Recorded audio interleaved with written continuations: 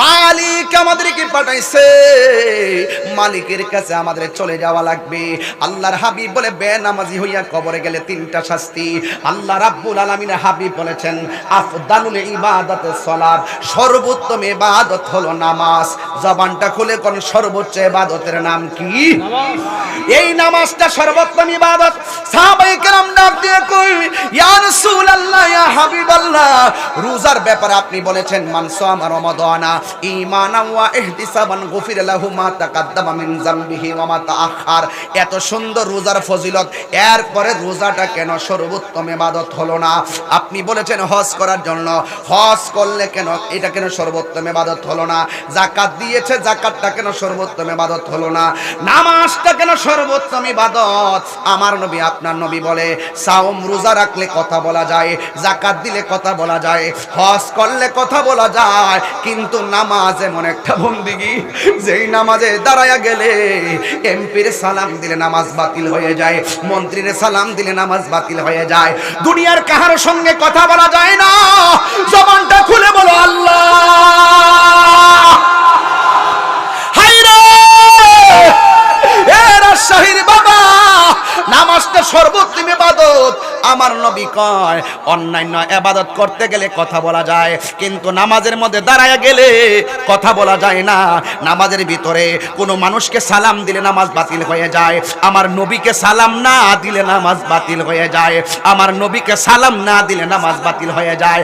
যুবকের দল, শুধুমাত্র তাই নয়, আমার নবী বলেন তোমরা মনে করছো নামাজের মধ্যে দাঁড়াইয়া আল্লাহু আকবার বলে দাঁড়ায় গেছেন, আল্লাহু আকবার। আমি যখন উমরায় গেছি, বেশি বেশি ফজরের নামাজের টাইমে মসজিদে দৌড়াই গেছি, এমনি ইমাম সাহেবরা নামাজ পড়ায় আর কি, কোরআন শরীফ পড়লে অসুবিধা হবে না। আল্লাহু আকবার, আলহামদুলিল্লাহি রাব্বিল আলামিন। আল্লাহু আকবার।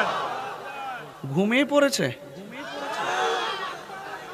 একটু পরে ধর্ম আপনাদেরকে তাহিরির কাছে যে মশলা লেগে আইছেন, আমি একটু পরে ধর্ম। আপনারা চান যে তাহিরি কিছু কথা বলো, কথা কোন ঠিক না বেড়ে একটু পরে ধর্ম, আগে একটু খেতটা নিরাইতেছি আর কি। কষ্ট হচ্ছে আপনাদের? একটু পরে আগে আমি সব গুছাই হইলি, আগে মসজিদটার মুসল্লি দিয়ে সাজাই, কথা কোন ঠিক কিনা? আরে স্কুলের সৌন্দর্য হলো ছাত্র ছাত্রী, মাদ্রাসার সৌন্দর্য হলো ছাত্র, ওয়াজ মাহফিলের সৌন্দর্য হলো শ্রোতা, আর মসজিদের সৌন্দর্য হলো মুসল্লি। কথা বলেন ঠিক কিনা? নারে তাকবীর, নারে তাকবীর, নারে রিসালাত। ওয়াজ মাহফিল যেখানে, তাহিরি সাহেব যেখানে, তুমি আবার এই বক্তব্য দিও না।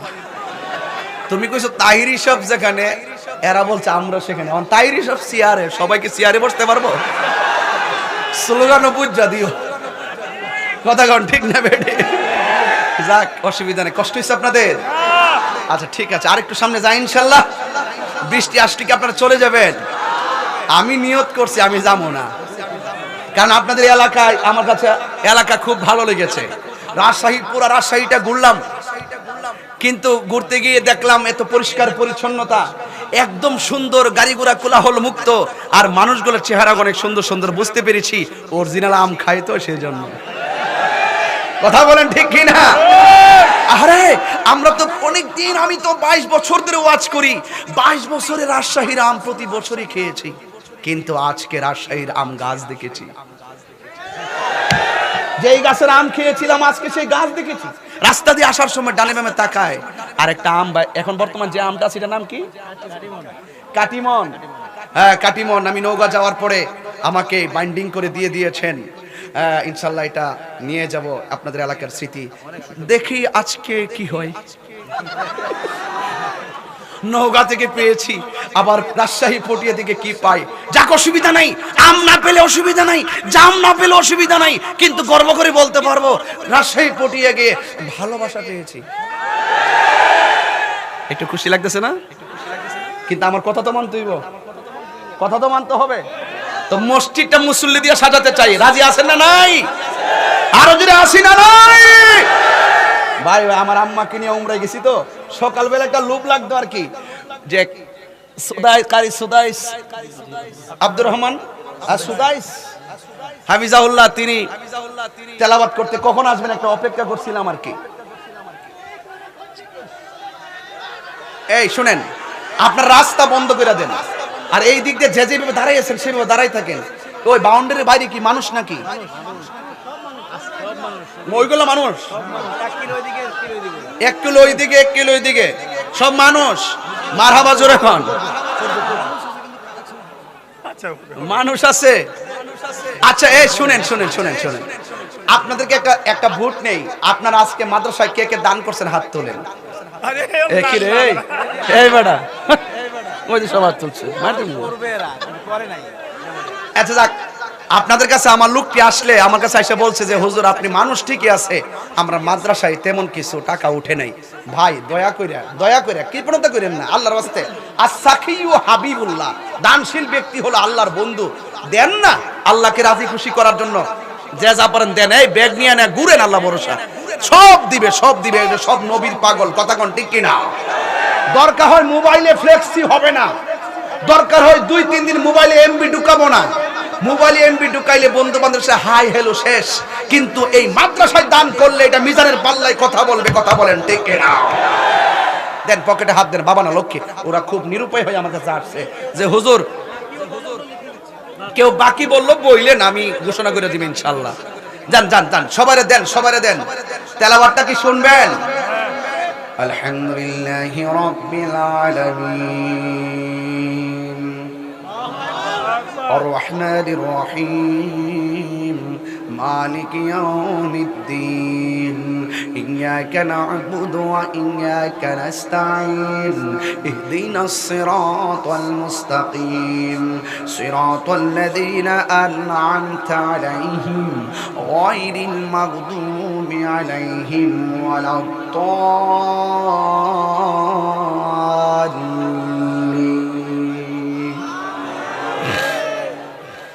এটা হলো নরমাল।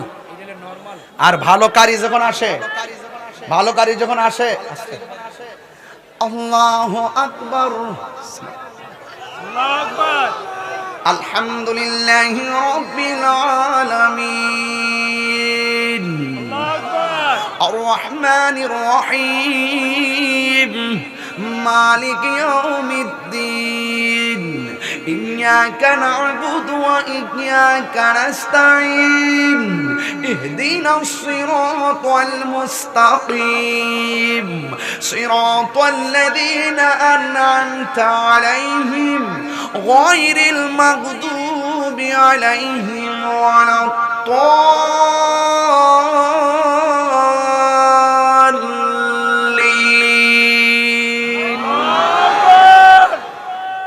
শান্তি লাগে? আল্লাহর হাবিব বলেন তোমরা মনে করতেছো নামাজে কোরআন তেলাওয়াত করতেছো, না না, এটা লাউহে মাহফুজের কোরআন তেলাওয়াত নয়। এটা তোমরা মনে করতেছো এটা কোরআনের পৃষ্ঠার তেলাওয়াত করতেছো, তোমরা মনে করতেছো লাউহে মাহফুজের কোরআন তেলাওয়াত করতেছো, না না, আফদালুল ইবাদাতের সালাত, সর্বোত্তম ইবাদত হলো নামাজ। এটা এই জন্য রোজা রাখলে কথা বলা যায়, যাকাত দিলে কথা বলা যায়, হজ করলে কথা বলা যায়, নামাজে দাঁড়ালে দুনিয়ার কারো সঙ্গে কথা বলা যায় না। কারণ নামাজে বান্দা যখন তেলাওয়াত করে হাকিকতে বান্দা আল্লাহর সঙ্গে কথা বলে। নারে রিসালাত, নারে রিসালাত। ওলি আল্লাহ যেখানে আমরা আছি, ওলি আল্লাহ যেখানে আহলে সুন্নাত ওয়াল জামাত। তেলাওয়াত করলে নামাজে কার সঙ্গে কথা বলে? বান্দা যখন তেলাওয়াত করে সূরা ফাতিহা পড়ে তখন আল্লাহ পাক প্রত্যেকটা আয়াতের পরিপ্রেক্ষিতে জবাব দেয়। জোরে কন্না সুবহানাল্লাহ। এই জন্য আমার রাসূল বলেছেন আফদালুল ইবাদাতুস সালাত, সর্বোত্তম ইবাদত হলো নামাজ। আর হাসরের মাঠে সর্বপ্রথম যেই আমলের হিসাব হবে সেটা হবে নামাজ। এই নামাজ আমরা চাই কি চাই না? আরো যারা চাই কি চাই না? ইন্নাস সালাতা তানহা আনিল ফাহশাই ওয়াল মুনকার। নিশ্চয়ই নামাজটা হলো এমন ইবাদত যে ইবাদতটা মানুষকে অশ্লীল এবং খারাপ কাজ থেকে বিরত রাখে। কথা কোন ঠিক কিনা? এই জন্য আমার নবী বলেন, বেনামাজি হইয়া কবরে গেলে কবরটা খাটো করে দিবেন, জবানটা খুলে বলুন তিনি কে। 2 নম্বর হলো কবরের ভিতরে জাহান্নামের আগুন ধরিয়ে দেওয়া হবে, জাহান্নামের উত্তাপ দেওয়া হবে। বান্দা আল্লাহর ডাক দিয়া বলবে আল্লাহ, জবানটা খুলে বলুন আল্লাহ। আর আযাব সহ্য হয় না, মেহেরবানি করে আমাদেরকে একবারে মরণ দিয়া দাও। আল্লাহ ডাক দিয়া বলে না না, আখিরাতে এমন একটা জিনিস যে আখিরাতের মধ্যে কোনো মরণ হবে না। জান্নাতি হইলে জান্নাতি, জাহান্নামী হলে জাহান্নামী। আমার নবী আপনার নবী 3 নম্বরে বলেছেন, জাহান্নামীদের কবরের ভিতরে আমার আল্লাহ এমন সাপ দিয়া দিবে যেই সাপের চোখগুলা হবে লাল লাল, আর দাঁতগুলা হবে লোহার দাঁত 70 গজ লম্বা, চুলগুলো হবে মহিলাদের চুলের মতন, গায়ের মধ্যে এমন দুর্গন্ধ থাকবে, এই দুর্গন্ধ মানুষের নাকের মধ্যে লাগলে এই মানুষটার সাথে সাথে কলেরা হইয়া মারা যাইতো। এই সাপটার দৈর্ঘ্য 1 হাত আর 2 হাত নয়। বেনামাজির শাস্তি দেওয়ার জন্য যে সাপটা পাঠানো হবে, এই সাপের দৈর্ঘ্য হলো 450 কিলোমিটার। 450 কিলোমিটার লম্বা। এমন ভাবে এই সাপ আপনাকে আঘাত করবে, আপনি বলবেন আল্লাহ, এই আগুনের তাপ সহ্য হয় না। আজকে পটিয়ায় এই এলাকায় ধুপাপাড়া, এই ধুপাপাড়া যদি কোন ঘরে আগুন লাগে, ফায়ার সার্ভিসে আগুন নিভাবে, আর বাড়ির পাশে কবর ভিতরে আগুন জ্বলতেছে, আপনারা বলুন নিভাইবার কোনো সুযোগ আছে? সুখে কিনা দুঃখে আছে জানার কোনো ক্ষমতা আছে? নাই। এই পৃথিবীটা একদিন শেষ হয়ে যাবে। এই জন্য রাসূল বলছেন কিয়ামত 2 ধরনের। একটা হলো আজরাইল যখন আসবে, তুমি তো জানো না কখন আসবে, এই আয়াতটাই তো পড়েছি, তুমি তো জানো না কখন আসবে। আরেকটা হলো সমষ্টিগত কিয়ামত, যেই দিনে এই পৃথিবীটা শেষ হয়ে যাবে। আপনারা বলুন এই পৃথিবীটা দাঁড়িয়ে আছে কিসের উপর বেস করে? সেই বেসটা হলো আল্লাহ রাব্বুল আলামিন কোরআনে বলছেন, এই পৃথিবীটা আমি আল্লাহ পাহাড় দিয়া পেরেক মেরেছি। কি দিয়া পেরেক মেরেছি? পাহাড় দিয়া পেরেক মেরেছি। এই জন্য জমিনটা নড়াচড়া করে না। সূরা নাবার ভিতরে, সূরা নাবা কি বাবা,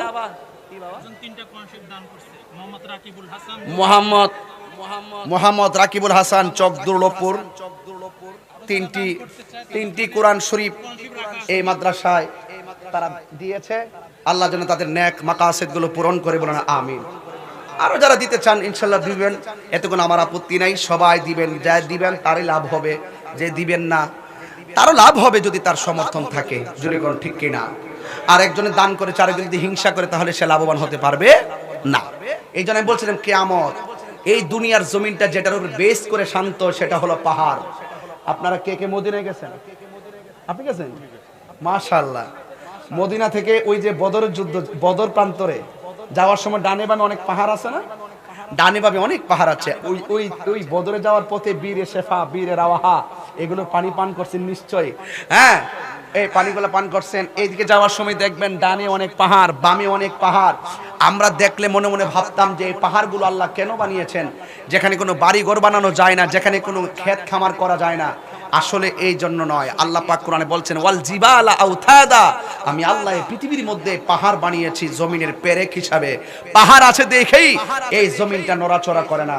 যেমন এই যে একটা টিনের ঘর আছে কিনা বলেন, টিনের ঘরে নিচ দিয়া দেখেন কাঠ আছে, কাঠের মধ্যে স্ক্রুপ মারা হয়েছে, উপর আবার ছোট করে গোল করে কি জেনে দিল, চাকতি, একটাকে ওয়াশার, বল্টু, চাকতি। এই যে গোল করে একটা চাকতি দিছে উপর দিক দিয়ে, এটা কি কয়? স্ক্রুপ। আরে পেরা কি এটা না?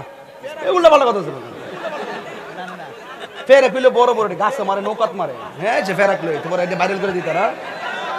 পরে কইতে তো তাহির ওদের ফেরা কো চিনে না, স্ক্রুপও চিনে না। তোমরা পাম আমি বুঝি।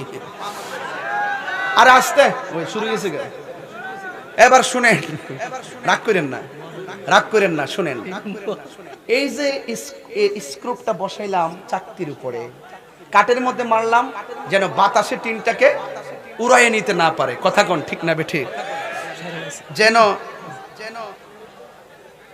যেন বাতাসে উড়াইয়ে নিতে না পারে। ঠিক এভাবে আল্লাহ পাক জমিনের মধ্যে পেরেক মারছে যেন জমিনটা নড়াচড়া না করে। আমরা তো একদিন মরেই যাব, মরে যাওয়ার পরে একদিন পৃথিবী হবে, পৃথিবীটাই শেষ হয়ে যাবে।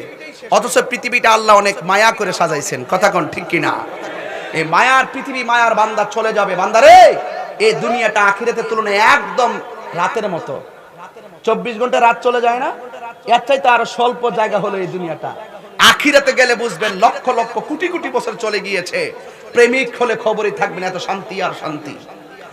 এই শুনেন, এরপরে এই পাহাড়গুলো দিয়ে পেরেক মেরে দুনিয়াটাকে শান্ত করে রাখা হয়েছে। কিন্তু কিয়ামত যেদিন হবে, এই ছেলেরা, কিয়ামত যেদিন হবে সেদিন এই পাহাড়গুলো আকাশে তুলার মতো উড়ে যাবে।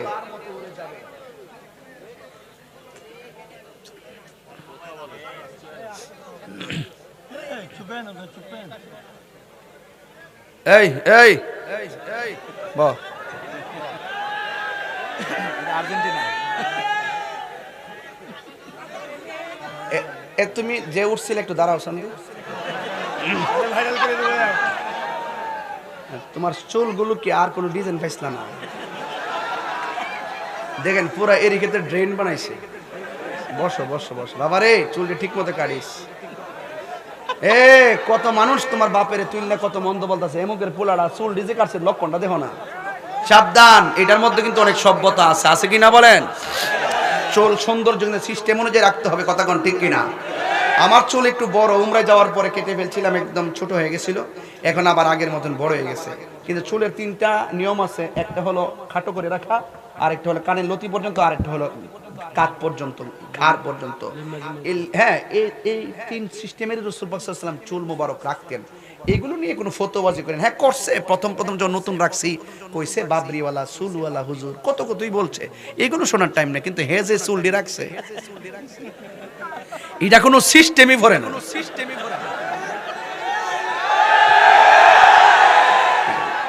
আল্লাহর রাস্তায় সিস্টেমে পড়ো, কাজে লাগবে, কথা কোন ঠিক কিনা বলেন? ভাইরা আমার, এই পাহাড়গুলো পেরেক ঘোষণা কি আমার নাকি আল্লাহ? জোরে কোন কার? আল্লাহ। তুমি যদি আর উঠো তোমার খবর আছে না, 1 নম্বর না। এই পাহাড়গুলো তুলার মতো উড়ে যাবে।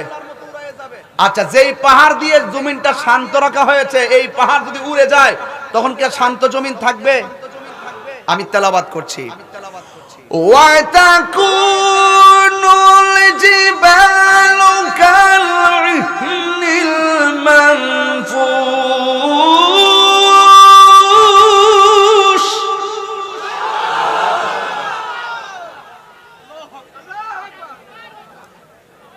এই পাহাড়গুলো তুলার মতো উড়ে যাবে। এরপরে মানুষ কি হবে?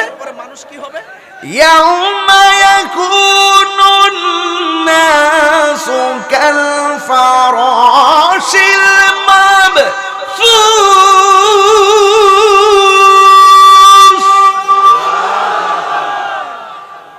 তখন মানুষগুলো কীট পতঙ্গের মতো উড়তে থাকবে। এরপরে কি হবে? ইদাস সামা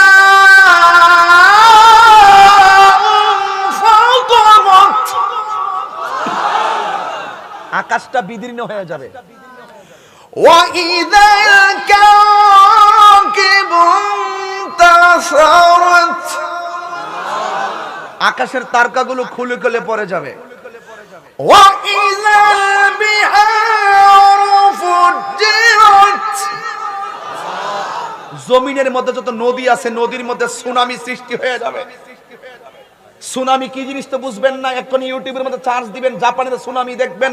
জাপানের পানে মানুষ আনন্দে বাতাস খাচ্ছে, হঠাৎ করে মাঝখানটা ঢেউ উঠছে, চোখের পলকে 20-30 হাত উপরে উঠে বাড়িঘর সেকেন্ডের ভিতরে লন্ডভন্ড করে দিয়েছে। রাসূল আল্লাহ রাব্বুল আলামিন বলেন, কিয়ামতের পূর্বে চোখের পলকে নদীর মধ্যে এমন এক সুনামি উঠবে, মানুষগুলোকে লন্ডভন্ড করে দিবে। ইযা যুলসিলাতিল আরদু জিলজালাহা,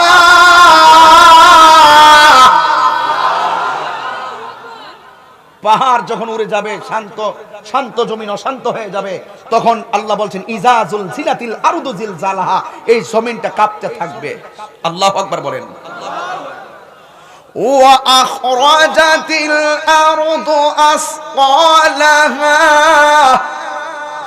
জমির নিচে কয়লার খনি, গ্যাসের খনি, তেলের খনি, যত খনিজ সম্পদ আছে সব নিচ থেকে উপরে উঠে যাবে, কিন্তু জমিন এমন ভাবে কাঁপবে মানুষ স্বর্ণের লুপ করবে না, কয়লা লুপ করবে না, তেলের লুপ করবে না, গ্যাসের লুপ করবে না, মানুষ চিন্তায় পড়ে যাবে কি হচ্ছে। ওই সময় সন্তানরা দেখবে কেউ কোনো মায়ের পেটে বাচ্চা ছিল 3 মাসের, কোন মায়ের পেটে বাচ্চা ছিল 8 মাসের, কোন মায়ের পেটে বাচ্চা ছিল 10 মাসের। জমিন এমন ভাবে কাঁপবে অটোমেটিকলি মায়ের পেট থেকে সন্তান ডেলিভারি হয়ে যাবে। সন্তান বলবে ব্যাপারটা কি, আমার মায়ের নিচে রক্ত কেন? স্বামী বলবে আমার স্ত্রীর নিচে রক্ত কেন? বাচ্চা পড়ে গেল কেন? হঠাৎ করে এই অবস্থা। আপনারা তো এগুলো বুঝবেন না। আমি কিন্তু সংক্ষেপে 5 মিনিটে 8টা আয়াতের দ্বারা কিন্তু আমি ওয়াজটা গুছাই ফেলছি। এই কথাগুলো যদি আমি বলতাম সুর দিয়া মিনিমাম 40 মিনিট বলতে পারতাম। সময়টাকে কাজে লাগাচ্ছি বুঝার জন্য বলছি। আল্লাহ রাব্বুল আলামিন বলেন, ইযা সুলসিলাতিল আরদু সিলসালাহা ওয়া আখরাজাতিল আরদু আসফালাহা। জমিন তার বোঝাগুলো বের করে দিবে, কিন্তু মানুষগুলো দেখবে তার মায়ের পেট থেকে বাচ্চাগুলা পড়ে গেছে। শুধুমাত্র তাই নয়, আল্লাহ রাব্বুল আলামিন বলেন ওয়া তাকুনুল জিবালু কালইহনিল মানফুশ। এই জমিনের পাহাড়গুলো তুলার মতো উড়ে গেল, সন্তান পেটের ভিতর থেকে বের হয়ে গেল। সকল মানুষগুলা বলবে কি ব্যাপার, আমার মায়ের পেট থেকে বাচ্চা বের হয়ে গেল কেন? এই ওয়াজটা এত সহজে পাগলামি মন নিয়ে হাসতে খুশতে বুঝবেন না, হেলাই হেলাই কথাগুলা বুঝবেন না, হাসাহাসি করলে ওয়াজ বুঝবেন না। আরে হাসির সময় হাসবেন, কান্নার সময় কাঁদবেন, কিন্তু ওয়াজটা বোঝার চেষ্টা করবেন। আল্লাহ রাব্বুল আলামিন বলে দিয়েছেন এই জমিনটা কাঁপাকাঁপি শুরু হয়ে যাবে, কিন্তু সন্তান বের হয়ে গেছে এটা সহজ মনে হবে। আজকে বাড়িতে যাইয়া মারে জিজ্ঞাসা করবেন, আম্মা সন্তান পেট থেকে বের হলে কেমন কষ্ট হয়? মা বলবে ও বাবা, যদি আগে জানতাম সন্তান পেটে নেওয়া এত কষ্ট, তাইলে জিন্দেগি তো পেটের মধ্যে বাচ্চা নিতাম না।